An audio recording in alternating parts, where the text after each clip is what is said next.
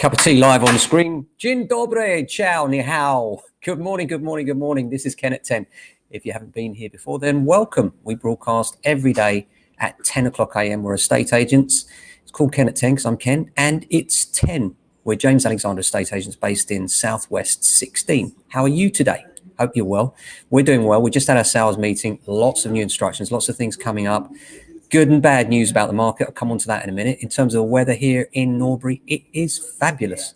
The sun is shining. Photographs are looking fabulous. The sky is blue. Not long till that changes now, is it? We know that we're not going to get many more of those blue skies, but we can make them happen regardless. We have blue sky techniques for you because photography is so important. We don't want to lie. We don't want to mislead, but you know, a house looks so much better with a blue sky behind. So we might cheat occasionally. Shh, don't let anyone know, will you? So yeah, in terms of the market's really busy. One of the things that I've noticed recently is that all of the large conveyancing practices, almost to a fault, are absolutely rubbish. I'm not going to mention any names, but normally they're linked to the big corporate agents and the onliners where they derive massive commissions. And what they seem to do is they put assistants in a big queue together with one licensed conveyancer or solicitor at the end of that queue. So I imagine a big office full of people that are shuffling papers until a decision has to be made. And then that piece of paper goes in a filing tray at the very head of the office where the actual person in charge is. It certainly feels that way to me because there are so many sales that are dragging because of solicitors just not responding to inquiries at all. In many cases, we've got people that are saying, but my solicitor's not even talking to me. Bonjour to the property jungle as well. We don't use French, do we? We should do that more. Yes, bonjour. And so, yeah, many of these solicitors are really not being entirely professional. And I think, you know, at least drop your clients an acknowledgement email saying, look, we know you're there. We know that you need our services and we're busy for the next day or hour or minute, but we will get back to you. That would be so reassuring for so many buyers and sellers. And good morning to you, Tarek, as well. And so, you know, from that point of view, really important, I think the most important thing right now is communication, because yes, it's really busy. Hey, we're selling lots of property and we're not complaining, you know, but we're not naive about it either. You know, what I'd like to say about this channel is I think that we're optimists, and I hope that we bring that enthusiasm and optimism across in this show. But I think there's two kinds of optimism. There's naive optimism, which is just being optimistic for the sake of it. And in these COVID times, that's just silly, isn't it? And then there's this realistic optimism where you say, look, things are good right now. They're not going to stay good forever. Of course, we've got the perfect storm coming possibly, haven't we? You know, we've got COVID, we've got Brexit, we've got the end of the stamp duty. All those things could be negatives. And it's realistic to say that. But by the same token, to say, you know what? I'm going out tonight with an old friend, looking forward to it, a few beers, having a meal. Grateful I can still do that. I'm really grateful that we're here in the office selling houses and really loving it, you know, doing what we love. The lockdown's finished for us, at least for now. It might happen again, but let's be thankful for the small things that we can do and how we can move on with our lives, you know. So I always like to think that, you know, there are negatives going on and there will be more negatives in the future. The question is how you react to them. And I think the best characters in life come out when times are tough, and times will get tougher. And we've always found in our business that when times get tougher, we actually get a larger slice of a smaller market. And I think that's because people need agents that do the right things at the right time when the market is tough. Right now, yes, it is easier to sell a house, but how can you be sure that it's done properly? More than ever, I think people need guidance because fall-through rates across the UK are rising. And that's because people are willy-nilly putting in offers, pulling out, and the buyers are not being pre-qualified by the agents. This is a big, big thing. This is where a buyer comes along and says, yes, I've got the deposit. And the agent says, okay, then. Then they tie up the sale. Or another really common one is to say, yeah, we're in a real hurry. When can your vendors get out? Sometime soon. And then, of course, your vendors haven't found yet. Just disingenuous and dishonest. You need to communicate the truth, even if it's not very palatable. If your vendor hasn't found and a client's saying to you, I want to be in 2 weeks, lay it out for them. You know, say, look, cards on the table. If you want to move in the next 2 weeks, this may not be the house for you. You know, we have other houses which are vacant.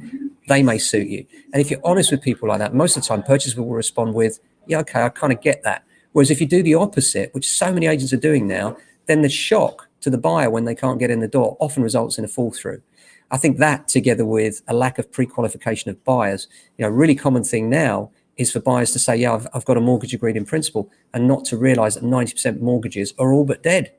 And therefore, if you had an agreement in principle some months ago, the chance of you getting a 90% loan now are very slim. You need to recheck those circumstances. And certainly we're very cautious of people with low deposits. And we're frustrated for you guys. You may know I'm quite angry about that. I think that the mortgage lenders have a responsibility to the young people of this country, and the government should get behind that. Why is it, question, developers who are often in the pockets of, I think, the MPs, which is why developers can offer incentive schemes to buyers. They can offer 100% mortgages, cash backs and all the rest of it. And Mr. Average on the street selling his house can't do that. There are no schemes for people unless you're buying new build. Well, why is that? How does that make any sense? If people want to move, they should be given the same opportunity. It should be a level playing field. And what it means is the big builders just say, yeah, we'll give you 10%. And what do? Load that 10% back onto the house price anyway. Nobody wins. Yeah. So my view is the government needs to get behind the first-time buyers and say, you know what, 10% deposit in London, where the average price is £400,000, is a huge amount of money. We should respect that you've managed to save that and look at you as a reasonable risk. Not just go for the low-hanging fruit of the middle-aged people or older people like us or me, where we've got some equity in our house and could move and go for a very low percentage mortgage. That doesn't move the market. And I think it's very short-sighted and will lead to log jams, mark my words, where people will find that the market slows down because the first-time buyers can't get on board because the lenders aren't responding to the challenge. And whilst everybody's moving and there's lots of middle-ranking mortgages out there, they're going for the low-hanging fruit. You watch when the market changes, they'll all of a sudden start to release these lower percentage mortgages, but it's not helpful right now. In terms of how I see things going forward, well, we've got the end of furlough coming up. That could be a testing time, couldn't it? I think there are lots of people that may lose their jobs, and that's really tough. But again, I think, it would be naive not to suggest that that's going to happen. But the other side of that is it can be a new beginning for many people, and it can be a change in lifestyle and the whole attitude towards what you're going to do next. One of the things that happened to me when I was very young was I was in a very stable job in the printing trade, and I got made redundant. And from that, I went on to establish my first business, which was a record shop. And it was fantastic. Loved it. Fantastic times. Didn't make any money. It was a failure, to be honest. But you know what? You dust yourself off, get back up and say, well, that was a great life experience, and you move on. And I was very lucky that I found this estate agency, something where I could talk to people like yourselves, sell, and really enjoy dealing with people day to day. This morning, I'm just about to put an offer through for one of my clients to another agent. And the other agent is so aloof. They're so, I don't think you know what the market's like in our area, and you think, gosh, you're arrogant. There's no need for that. There really isn't. But so many are. Oh, thank you, guys. I think I should be the next housing advisor as well. Thanks very much. I do a better job than this lot for sure with the EWS1 problems and all the rest of it. But yeah, in terms of that, I think, there are so many agents out there that are short-sighted and they're giving it the aloof bit and don't realize that it will close down for them, same as the rest of us. And then they won't be saying, I don't think you're aware anymore, will they? They'll be like the rest of us. And that's how you should be. You should be, one of our core values is to be real, be grounded, and not be aloof in any circumstance. If somebody's offer's not good enough, don't make fun of it. Don't, put it down. Respect the fact that they've come forward and been gutsy enough to put it forward, because it's a big thing for people, and that's why we do it for a lot of our vendors. Quite often, I always say to my clients, look, if you want to sell, then my view is that actually that's normally not what you want. What you normally want is you want to live in another area, or you want to, in one of our clients' case, actually buy a houseboat and live on that. And so if we can help you, we want to get the same image in our mind of where you want to be. And if you can do this with purchases as well, you salesmen out there and estate agents, this is a great way to do it as well. But so my view is that our service should be a 360 one. And that's why we'll not only negotiate the sale of the property that you're selling, but we'll also then go on and talk to the agents up the chain once you find something you like and negotiate the best price for you, because we feel that we can add value there. For many people, it's a really nervy time, a really awkward thing to do. And for us, we do it daily, and we can do it in a business-like fashion without the emotion that's attached to you as a buyer trying to go there. So that's something we always offer. But from a salesman's point of view and a negotiator's point of view, I always use what I call the which means that tool. And it's a great sales tool in any environment. And what I mean by that is, imagine we've got a buyer registering with us. One of the big open questions we always use is, why are you moving? Simple question, but it's open.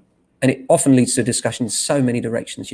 My child's just been successful at 11 plus. They're moving to a grammar school area now. Wonderful news and great to talk to people about that. But then it comes on to so the thing is, they also play a lot of sport, and the sport they do is trampolining. So we need a garden where we can fit a big trampoline in, for instance, something like that. Or maybe they've got a big dog, and that big dog needs a big park nearby, and you can then say to them, look, I've got this house. It's in Pollard's Hill. It's round the corner from the park, which means you can roll out of bed straight into the park every day. Haven't even talked about the house yet, and they're already buying it because they're thinking of their dog going into that park, which is the whole reason why they're moving, right? So really important to get that across to people, guys. If you're selling, make sure you do a thorough job. Don't just be one of these agents. When do you want to go? Yes, name and number. Be more than that if you want your clients to respond to you. We certainly try every day, and I'm very lucky, very proud of my guys. They always been working with us for so many years now. They know what to say. They know how to have open discussions with people and to really get under the skin of what the move's about. Sometimes it can be sad, but more often than not, it's a happy reason. And I hope, therefore, that we put an optimistic spin on it for our buyers and sellers. Look, it's tough out there if you're a buyer. We know that. It can be really awkward putting in offers, competing with others and all the rest of it. Try and enjoy it, because it is one of those pivotal points in your life you'll always remember. And remember, finally, I always say this, but it's so true. What's the worst thing that can happen to you? Is that the sale doesn't go through. Is that it? Is that the worst thing? And you're still in the house that you probably enjoy, or with your family or whatever. It's not the end of the world, Things will move on. Dust yourself off, just like I did when my first business failed and we moved on to the next one. Dust yourself off, get up, start again. Don't be an optimistic fool, but do be optimistic, because life's too short to be anything else. So I hope you have a great day and a great weekend today. As many of you will know, Friday is my favorite day of the week, because it's the day when we're getting everyone out selling. So I hope you guys have a great day today and a fantastic weekend. And I'll be back with another Ken at 10 on Monday morning. Stay safe and look after your families.